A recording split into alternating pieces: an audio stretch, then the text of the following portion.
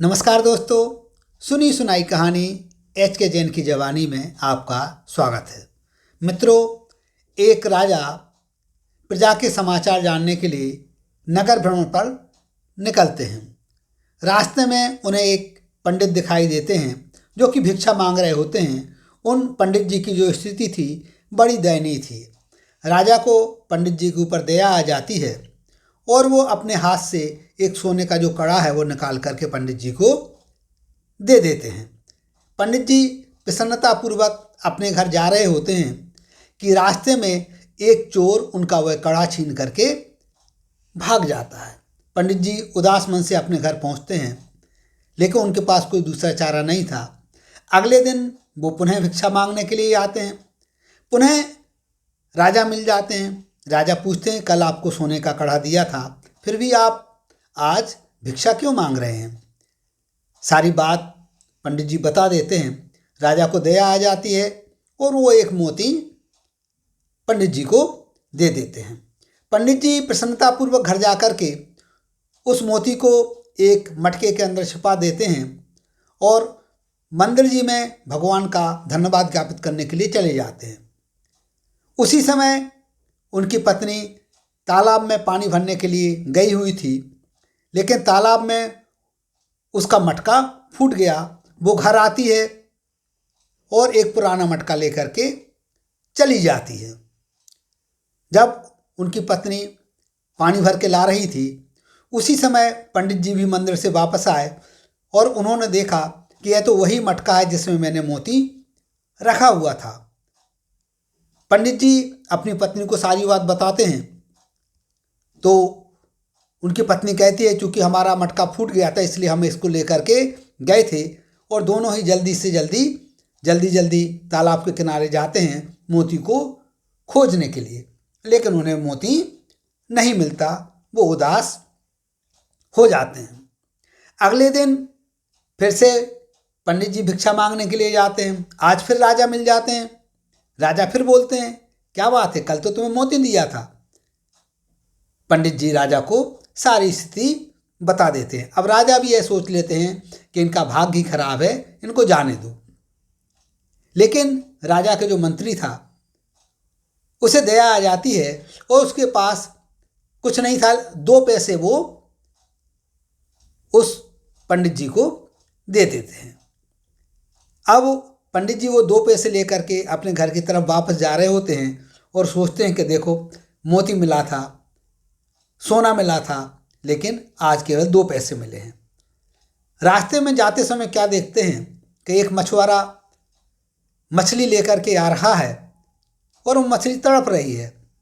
पंडित जी को उस मछली पर दया आती है और वो मछुआरे से कहते हैं कि भाई आप ये मछली मुझे दे दीजिए और इसके बदले में मेरे पास 2 पैसे हैं, उसको ले लीजिए।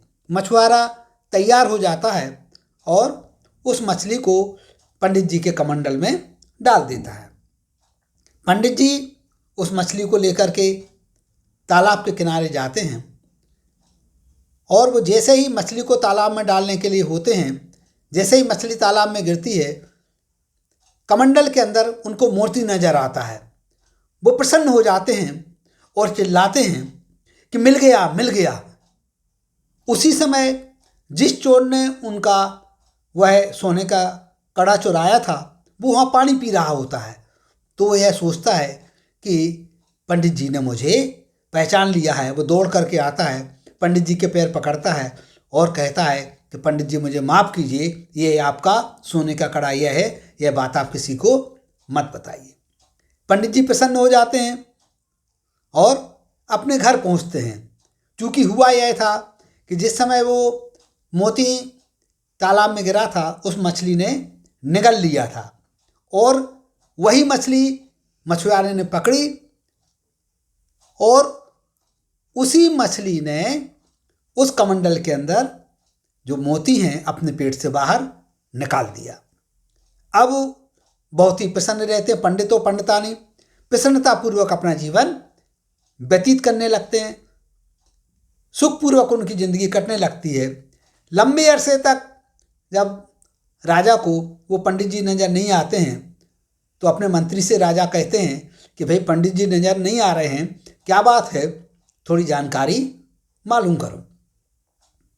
मालूम करते हैं तो राजा के अंदर ये उत्सुकता रहती कि हम खुद जा कर के देखें। राजा स्वयं जाते हैं और उसके घर पर जब पहुंचते हैं तो देखते हैं कि वहाँ पर सुख समृद्धि के सभी साधन विद्यमान हैं। पंडित जी से राजा बात करते हैं, सारी घटना पंडित जी राजा को बता देते हैं। राजा भी बड़ा आश्चर्यचकित होता है और अपने महल में वापस आ जाता है। अगले दिन जब राजा अपने गुरु के पास जाते हैं तो गुरु जी से इस घटना का जिक्र करते हैं और कहते हैं कि गुरु जी, जब उसको हमने सोना दिया, मोती दिया, तब तो उसके भाग्य नहीं खुले, और बाद में जब कुछ नहीं दिया, 2 पैसे के आधार पर इसके भाग्य खुल गए। गुरु जी कहते हैं कि जब उसने ये दोनों चीज़ें, सोना और मोती प्राप्त किया था, उस समय केवल उसने अपने बारे में सोचा था, अपने स्वार्थ के बारे में सोचा था। लेकिन जिस समय उसे 2 पैसे मिले तो उसने दया भावना दिखलाई, उस मछली की रक्षा की, और उसी दया भावना के कारण से, परोपकार के कारण से उसकी यह स्थिति बन गई, उसको बहुत लाभ हो गया। तो मित्रों, यह कहानी हमारे लिए इस बात के लिए प्रेरित करती है कि कभी भी हमें परोपकार के अवसर यदि मिलते हैं तो हमें उनसे पीछे नहीं हटना चाहिए। धन्यवाद। जय हिंद, जय भारत।